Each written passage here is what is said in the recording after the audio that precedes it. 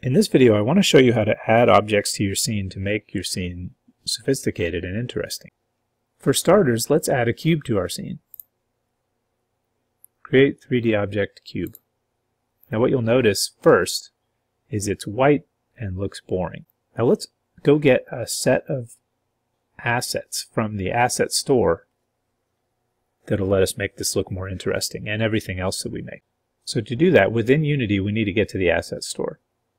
Now I happen to have the tab open here, and it's probably open for you if you use the default layout, but if for some reason it's not, then in Window, General, Asset Store. And from here, look for Free Materials. And although it doesn't matter too much which one you get, I think I like this one. Cotton, fur fabric, jeans, leather. Sounds cool. Click Download. And then that's just downloading it to the background Unity folder. What we need to do is add it to our project. To do that, click on Import. And click Import. And watch down here. It says Assets right now and Scenes here, but it's going to add another folder in there. And when it imports these assets, Unity is processing them in the background to keep track of them, but it's not really doing anything to them. They're all in this Free Material Scan Samples Volume 1. And this is actually just a folder of files. And to show you that, I can go to Reveal in Finder. The Assets folder here matches up one-to-one with the Assets folder here in Unity, with the exception of these meta files, and for every file and directory in the Assets folder, there's a meta file which keeps track of some things for Unity in the background. So actually, if I delete this, you can see that down in the bottom left it doesn't go away in Unity yet, but if I just tell Unity, hey, just click on it once, it does. It's always watching that folder. And that also means you can add things to that folder. I just undid that delete. And it'll put it back in and import them again. And you can, and it's encouraged to, when you get assets, drag them directly into the Assets folder, and when you open your Unity project, they'll be here. Okay, now we've got some materials. Now let's go back to our scene and click on our cube and go to the Mesh Renderer and Materials and Element 0. This is the only one I ever mess with for the most part. And this little target dot off to the right, that lets us select a new material. There are other ways to do that, but this is an interesting way. In this case, the materials we just got are right at the top here. So let's grab cotton. And it's that simple. It adds the cotton material, kind of a burlap thing, to this cube. Alright, let's make this scene more interesting. First, let's make several more cubes. I'm using the tricks that I showed you in the last video, like holding down Command to move them on a grid. And I'm using Command D to duplicate, or Control D. And let's make some other things, like create 3D object sphere. There's a sphere. Now, let's put it at 0, 0, 0 and move it from there. So Command, hold down Command and move it around. I'm going to look from an overhead perspective. I'm using WASD to move around while holding down the right mouse button. And now I'm going to duplicate this a few times.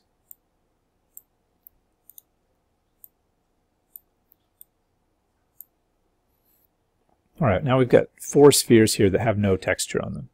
So what you can do is for each one of them, if you want, this is one option, you can go click on the element 0 in Materials and change it independently.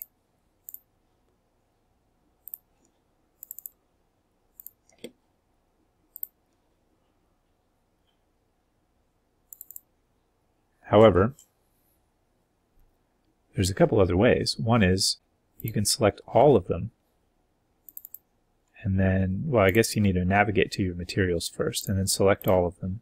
And element 0 is still available for highlight here. Well, you can drag that in, and it'll make all of them that same material. But there's another way. This is really important that I want to show you, and it's called prefabs. I'm going to delete these other spheres. And this one sphere already has element 0 genes. I'm going to make a prefab out of this. Now, for organization's purposes, I want to put that in a prefabs folder. But it doesn't matter. I'm going to take this sphere and drag it directly to the assets folder. And it just added in the assets folder something called sphere. And that's now a prefab. And there's just these really critical advantages of prefabs. Did you see that this changed color? It's a slight blue right there, where these are black. I know it's kind of hard to see in the video.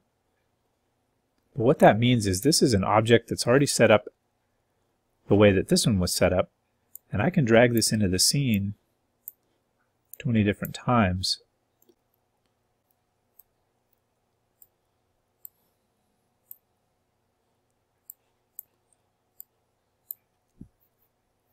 And let me show you what the huge advantage of this is. If I click on this sphere, this prefab sphere, and I change the material for this sphere to this one, it changes it for all of them. And if I change the scale of that, it changes them for all of them. And I can change it right back.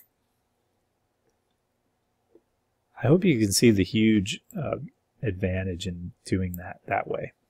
Now, let's add some more objects. 3D object capsule. This makes a capsule shape. And let's put some material on those.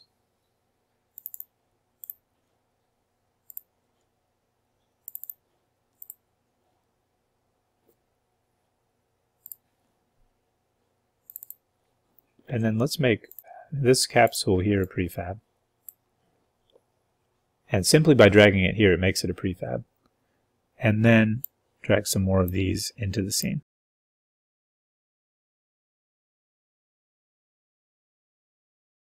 Other 3D objects, there is a cylinder, and let's make that a prefab as well. And change its material to jeans. There we go. And then other 3D objects, there are all these others, and most of these I don't want to mess with right now. Some of them are a little bit complicated. The one I do want to talk about is the terrain. So I just added the terrain. It's at 0, 0, 0. And if you zoom out from overhead perspective, it's very big. I don't know if you could tell. I have to zoom in a lot. Zoom, zoom, zoom, zoom, zoom to see my stuff that I already created. The terrain is actually 500 by 500 as it's set right now. And what that means is if I want this stuff to be in the middle of the terrain seems to have an anchor right at the bottom left corner, so I need to move it over by a certain amount, in fact, by negative 250. And move it this way as well. So now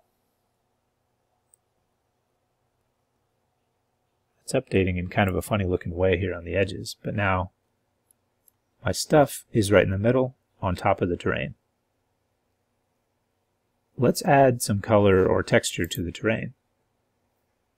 And I don't think you can simply, let's try this. I'm just going to drag this cotton over to the terrain. Does it apply? No, it doesn't. The terrain requires it to be a little bit different. Edit textures, add texture.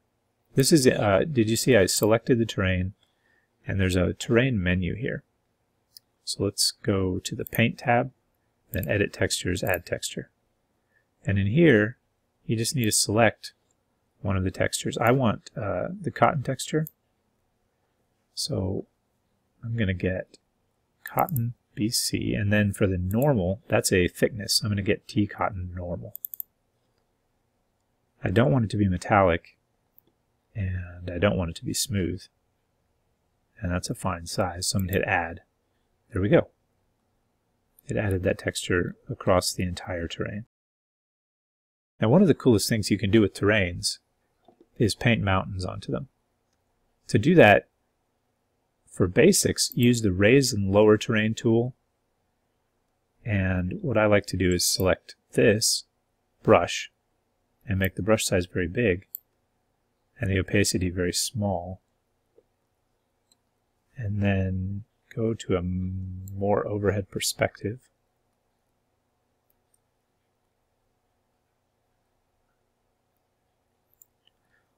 And then draw some mountains. I'm just clicking.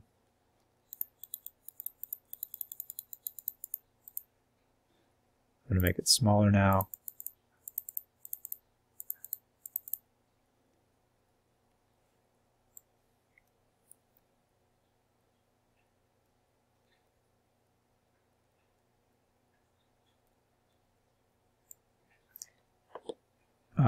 If you hold Shift, you can lower your mountains.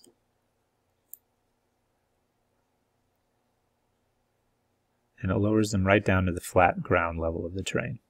It doesn't go any further.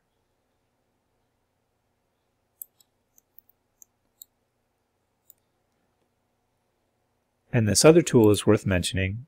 It allows you to paint the height. That means you pick a height by clicking on the terrain at a current point already. So for example, if I want to paint the height at this height, the height of this little bump in the terrain, or maybe the peak of this mountain, I hit Shift and click right there. And then if I just click right here and hold it down a little bit, it goes right up to that height.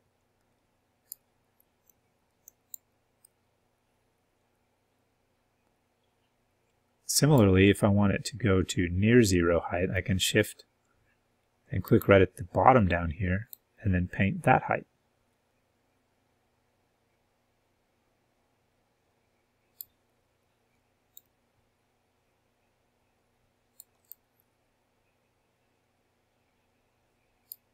And I can Shift and click down here at the very bottom in the basin and paint that height.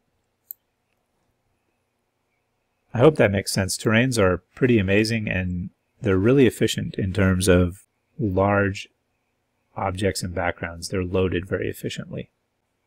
A couple other things I thought of. If you want to make a solitary peak of mountain, you can just kind of press in one place and circle it around a little bit.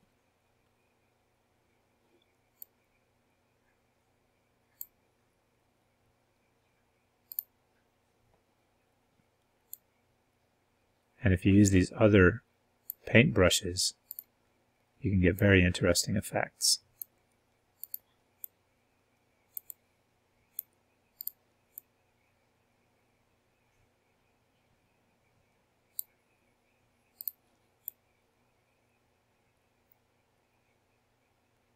It's actually quite fun to play with.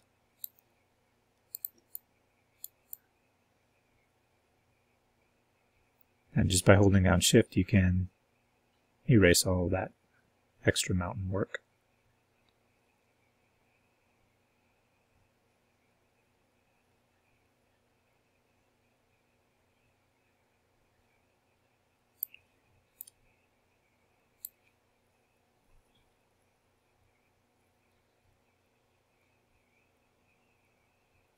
Now you can see that there's a lot of different objects over here on the left in the scene hierarchy. If you want to organize these, you can put them in what theoretically you could call a folder, but it's really another transform or another game object. So I'm going to call this object folder. And if you do that, it works really well, and it's very low overhead and easy for the Unity to handle. But for everyone's sanity, reset the transform before you do anything with it. And when you have this object folder, I'm going to put that right up at the top. I'm going to just copy all of my objects into that folder, except to the terrain. And now when I do that, they're all children of this object folder, which means since it's also a transform, I can move all the children by just moving the object folder itself. The transform of the object folder moves, but the transform of the children don't, because they're applied to the transform of the object folder. So this capsule is at x negative 4.31, and I'm going to move the object folder in the x-axis, and capsule will still be negative 4.31. It's an offset from its parent's value. Finally, one of the most useful keyboard combinations I use constantly is Shift-F. If I want to look at this particular object up close, I click on it in the scene hierarchy, and I hit Shift-F, and it zooms right to it. And I can do that with any of these objects. And you can be zoomed way out, way off in the distance, and off at a strange angle, and click on one of them and Shift-F right to it. Now that's everything I wanted to show you for this video, but I'm going to show you one bonus feature too. If you hit Run right now, these objects are just a part of the scene. In the game view, you can't see them, they're too high. I'm going to move them down a little bit. Object folder.